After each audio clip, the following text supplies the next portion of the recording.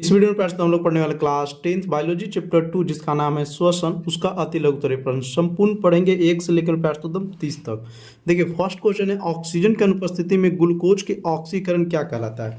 देखिए मेरे प्यारे साथियों, सबसे पहले यहाँ से हम लोग शुरू करते हैं अति लघुत्तरीय प्रश्न। फर्स्ट का आंसर होगा अवायवीय श्वसन या अनॉक्सी श्वसन।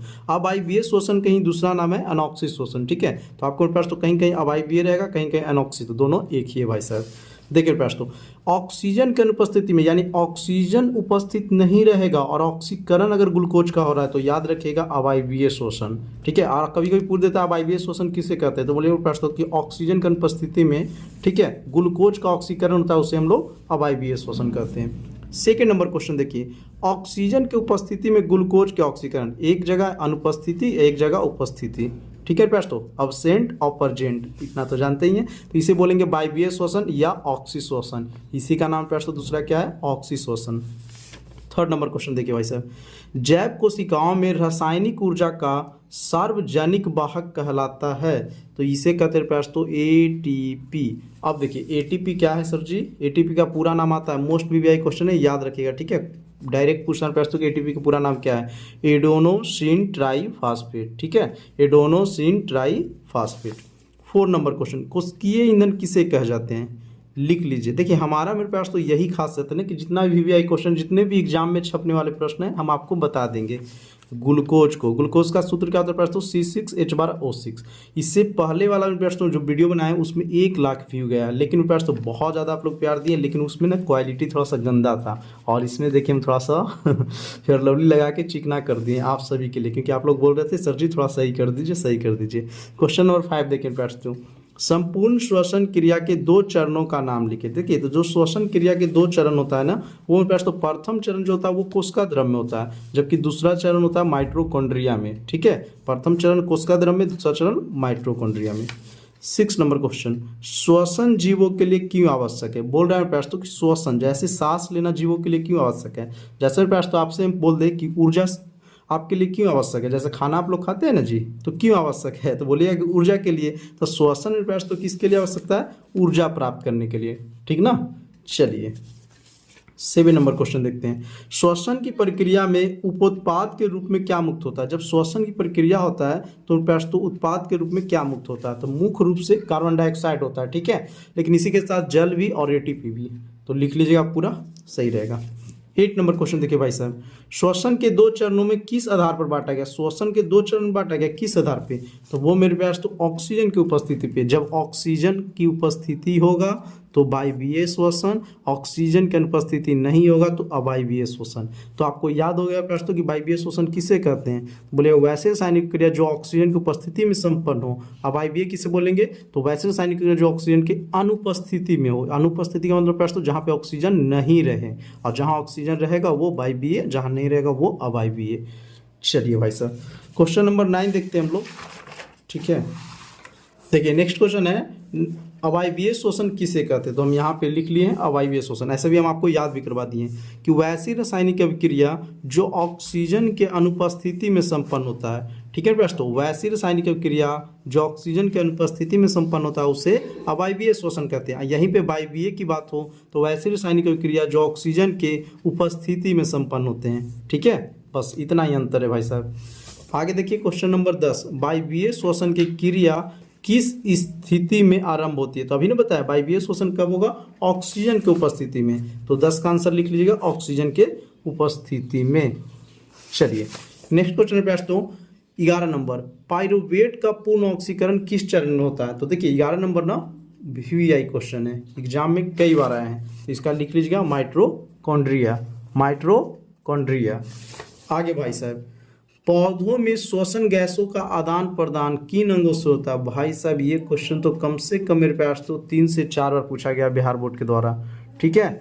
चलिए तो देखिए पौधों में गैसों का आदान प्रदान प्रयास तो रंध्रों द्वारा होता है, छिद्रों द्वारा होता है, इसी को स्टोमाटा भी कहते हैं। कहीं कहीं प्रयास तो आपको ऐसे भी दे देगा, स्टोमाटा लिख देगा, तो वो इसी को रंध्र को ही इंग्लिश में स्टोमाटा बोलते हैं। चलिए, क्या होता है ना कि बच्चे के साथ उसमें भी क्या है, वीडियो में कमेंट कर देते हैं सर जी 9 का क्वेश्चन का आंसर गलत है। मेरे पास तो गलत नहीं होता है। अब हम आपको रंध्र बता दिए, कहीं आप देख लिया स्टोमाटा तो आपको लग रहा है कि गलत है, और उसका 2 नाम होता है, ठीक ना। तो एक बार पूरी अच्छे से देख लीजिएगा। 13 नंबर देखिए, पौधों में गैसों का विनिमय किस क्रिया से द्वारा। तो ये भी क्वेश्चन भी आई है, कि देखिए फर्स्ट जाइएगा यहाँ पे श्वसन की बात करें, यहाँ पे गैसों की, तो श्वसन की बात करेगा साथियों तो रंध्र द्वारा, और गैसों की बात किया जाएगा तो वो विसरण द्वारा, ठीक ना। 13 का क्या होगा, विसरण द्वारा। ये आगे देखते हैं नेक्स्ट क्वेश्चन पे तो 14 नंबर, अमीबा तथा पैरामीशियम में श्वसन शरीर की कौन सी संरचना से माध्यम होती है, ठीक है। तो वो लिखिएगा इसका आंसर कोशिका झिल्ली, कोशिका झिल्ली। मेरे पास तो अगर वीडियो आपको पसंद आ रहा होगा तो मेरे पास तो कुछ नहीं करना है, बस भाई साहब एक छोटा सा प्यार, लाइक और सब्सक्राइब कर लीजिए, क्योंकि आपके लिए पास तो यहाँ पे हर चैप्टर बाय चैप्टर इतना मेहनत करके हम बनाते हैं। तो अगर आप अच्छे स्टूडेंट हैं, ईमानदार हैं अपने आप से, तो एक सब्सक्राइब बनता है। और आप लोगों के पास साथियों आपका भी सपना है कि सर जी साइंस में 90 पार कर जाएं, पूरा सपना मेरे पास तो 450 का है, टॉपर का है। तो प्रतिदिन लाइव क्लास चलता है, आप लोग लाइव क्लास कीजिए। किसी तरह की दिक्कत में पास तो ये आपका व्हाट्सअप नंबर मेरा है, ठीक है। आप लोग यहाँ से किसी चीज़ के PDF हो, साइंस का किसी चीज़ का प्रश्न, मतलब किसी तरह की आपको दिक्कत है ना, तो हमसे संपर्क कर सकते हैं, ठीक है। और ये सबका PDF भी चाहते हैं तो यूट्यूब स्टडी ऐप अगर डाउनलोड कर लीजिएगा तो वहाँ पे आपको बिल्कुल फ्री में प्रश्न तो अभी मिल जाएगा सब चीज़ का। चलिए आगे देखते हैं क्वेश्चन नंबर 15, मछली के श्वसन अंग के नाम लिखिए। तो देखिए प्रश्न, मछली के जो श्वसन अंग है ना उसे गिल्स बोलते हैं या गलफड़ा, कहीं कहीं आपको गिल्स रहेगा या गलफड़ा, दोनों एक ही है। और ये देखिए क्वेश्चन भी आए भाई साहब। तो जितने हम प्रश्न तो यहाँ पे इंपॉर्टेंट कर देंगे वो एग्जाम में कई बार हाल है, नहीं तो आप क्वेश्चन बैंक उठा के देख लीजिएगा भाई साहब, विश्वास नहीं है तो। क्वेश्चन नंबर 16, स्थलीय कीट तथा मनुष्य में श्वसन अंगों का नाम। एक स्थलीय कीट भी दिया गया, फिर मनुष्य की भी, दोनों का बताना है। तो सबसे पहले हम लोग स्थलीय कीट लिख लेते हैं, श्वास नली, ठीक है, इसी को बोला जाता है ट्रैकिया भी। फिर मेरे पास तो मनुष्य में देखिए नासिका छेद, लैरिंक्स, ट्रैकिया, फेफड़ा, ये लिख लीजिएगा आप लोग। क्वेश्चन नंबर 17 है, स्थलीय कीटों में पाए जाने वाली श्वसन का प्रकार क्या कहलाता है। तो वह भी तो स्थलीय कीट के बारे में बताए थे आपको। तो वो पास तो श्वास नली या ट्रैकिया, श्वास नली या ट्रैकिया। क्वेश्चन नंबर 18 देखिए, वर्टिब्रेटा के 2 ऐसे वर्गों के नाम लिखिए जिनमें श्वसन केवल फेफड़े से होता है। जिनमें पास तो श्वसन केवल फेफड़े से होता है, तो रिप्टिलिया या मैमेलिया, ठीक है, मैमेलिया। आगे देखिए भाई साहब 19 नंबर क्वेश्चन, मनुष्य में श्वसन क्रिया में प्रयुक्त संपूर्ण अंगों का नाम लिखिए। जो प्रश्न तो अभी यहाँ पे बताया ना आपको, कहाँ गया है, यहाँ देखिए, श्वसन स्थलीय कीट में और श्वसन के प्रश्न तो यहाँ मनुष्य के श्वसन नाम करो, ठीक है, 16 नंबर वाला में। तो वही 16 नंबर वाला क्वेश्चन को आपको देखना है, यानी ये लिखना है, मनुष्य को लिख के नासिका छेद, लैरिंक्स, ट्रैकिया, फेफड़ा, ठीक है। आपको ये प्रश्न तो कै नंबर का हो जाएगा आंसर, 19 नंबर के। बोले सर जी एक में एक छूट है, हाँ भाई सर बहुत मेहनत लगता है लिखने में आप नहीं समझिएगा। 20वां नंबर देखिए, फेफड़ों द्वारा श्वसन किन 2 क्रियाओं में पूर्ण होता है। फेफड़ा द्वारा प्रश्न श्वसन किन 2 क्रियाओं में, तो वो होता है एक प्रश्वास और एक उच्छ्वास। प्रश्वास किसे कहते हैं, तो नासिका छेद से प्रश्न जो हवा हम लोग प्रवेश अंदर करते हैं ना उसे प्रश्वास कहते हैं, और उच्छ्वास जो नासिका छेद से प्रश्न हवा हम लोग बाहर निकालते हैं, ठीक है, उसे उच्छ्वास कहेंगे। तो इस प्रकार प्रश्वास और उच्छ्वास भी आपको कंप्लीट हो गया, और यही दोनों मिल के प्रश्न तो श्वासोच्छ्वास बनाता है। चलिए आगे देखेंगे हम लोग क्वेश्चन नंबर 21। देखिए क्वेश्चन नंबर 21 में पैर साथियों कि पचे हुए भोज पदार्थ का ऊर्जा उत्पादन किस क्रिया से होता है। तो इसका राइट आंसर होगा ऑक्सीकरण क्रिया से, ठीक है, ऑक्सीकरण क्रिया से। 22 नंबर प्रश्न में तो जो मोस्ट वीवीआई क्वेश्चन है, कई बार एग्जाम में पूछे गए हैं, ईस्ट में पायरुवेट के इथेनॉल किस क्रिया द्वारा बनता है। देखिए भाई साहब जब भी आपको ईस्ट सुनाई देना तो आपको लगा देना है किण्वन द्वारा, और जब भी प्रश्न आपको किण्वन सुनाई देना तो लगा देना है ईस्ट द्वारा। देखिए 22 का भी वीवीआई क्वेश्चन है, ठीक है जी। 23 नंबर देखिए, ज़्यादा चलने के बाद हमारी मांसपेशियों में ऐंठन यानी प्रश्न तो क्रैम्प किस यौगिक के निर्माण से हो जाता है। आप देखे होंगे भाई साहब लंबे समय तो दौड़िएगा ना तो आपको दर्द होने लगता है, क्या होता है प्रश्न, तो उसमें ऑक्सीजन की मात्रा कम हो जाती है, या खेत में हम लोग काम करते हैं लंबे समय तक कुदार चलाते रहिए तो भी दर्द हो जाएगा। किसी भी काम को प्रश्न तो लगातार लंबे समय तक कीजिएगा तो आपको दर्द होने लगा, तो वो मेरे प्यार साथियों लैक्टिक अम्ल के कारण। आपको भाई साहब थोड़ा सा गंदा दिख रहा होगा क्योंकि एक बार वीडियो बना लिए और मेरे पास तो फिर रिकॉर्ड ही नहीं हुआ। अब बताइए कितना बुरा लगा। देखिए सबको बना दिए थे, है ना, थोड़ा थोड़ा टिक लगा हुआ, अब रिकॉर्ड ही नहीं हुआ। आपके लिए पास तो इतना ज़्यादा मेहनत करते, तो बस आपसे एक ही चीज़ कहते हैं भाई साहब कि अपना एक प्यार दीजिए एक सब्सक्राइब के द्वारा, ठीक है। एक सब्सक्राइब कर लीजिए भाई साहब, कभी आपको मेरे पास तो घाटा नहीं होने वाला है।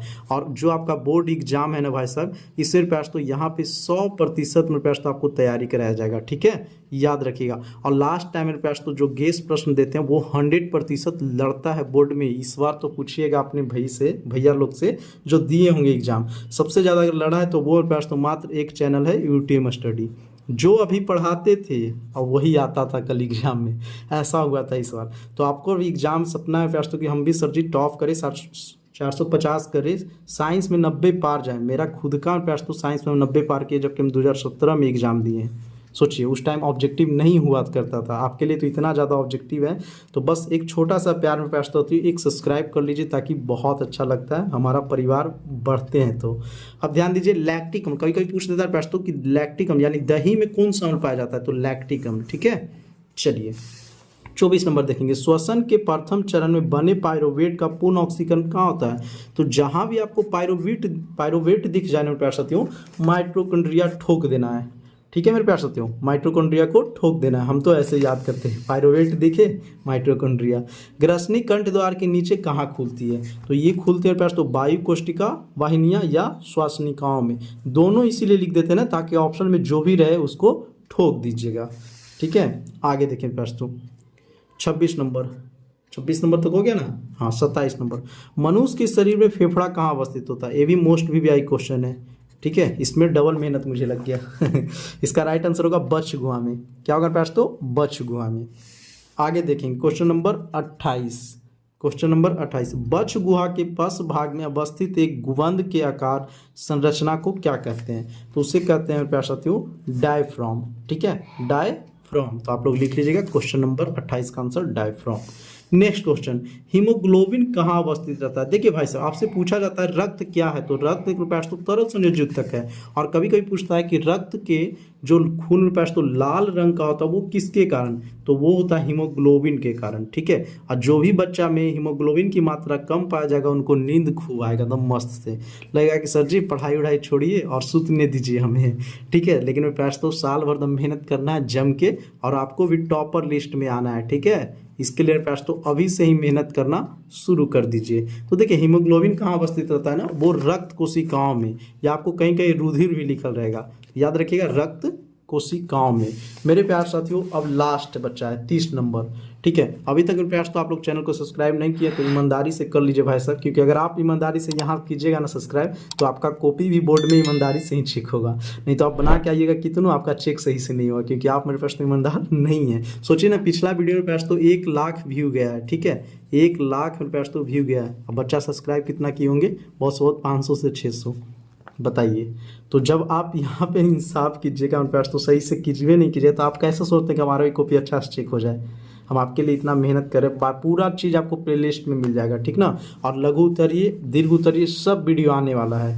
देखिए भाई साहब 30 नंबर, रक्त से फेफड़े में आया कार्बन डाइऑक्साइड का बची हवा के साथ निकलने की क्रिया को क्या कहते हैं।